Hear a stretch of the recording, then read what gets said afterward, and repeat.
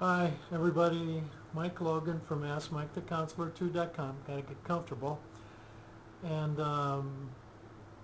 want to talk a little bit today about mental benefits of exercise. All of us, since Jane Fonda's aerobics tapes 20 or 30 years ago, however many years ago that was, I'm 61, so I was around when those things were starting up, have read and understood that there's a tremendous amount of benefit for our hearts and for our health from regular physical activity or exercise. However, scientists are beginning to tease out that there are some real mental or thinking and certainly brain benefits to regular physical activity and or exercise. Okay.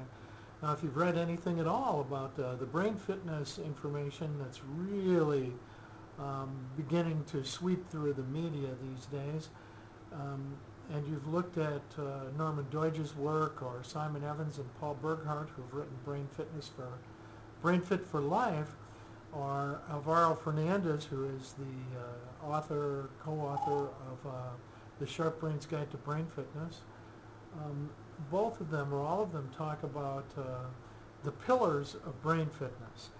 And the first pillar of brain fitness, the most important one for neurogenesis, which is something that happens every day in all brains, but we really want it to happen in the older brains.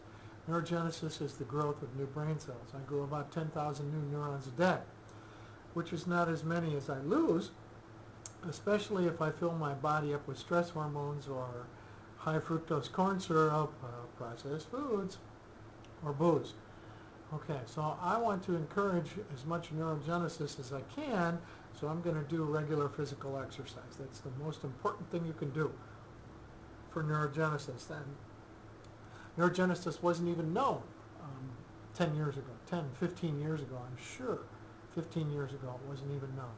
Neuroplasticity is another capacity of the human brain that is directly impacted by physical exercise every day.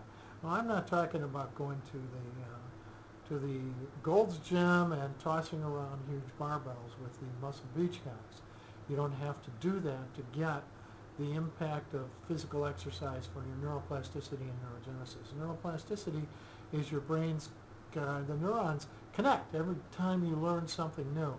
They form new connections, and those new neurons, let me back up just a bit, as they get cemented into place by novel learning challenges, form up to 10,000 new connections. Excuse me. Those are the connections that help me ward off Alzheimer's disease. So I want a lot of new connections. So physical exercise every day, doing some aerobic exercise, something that makes me sweat, and breathe deep.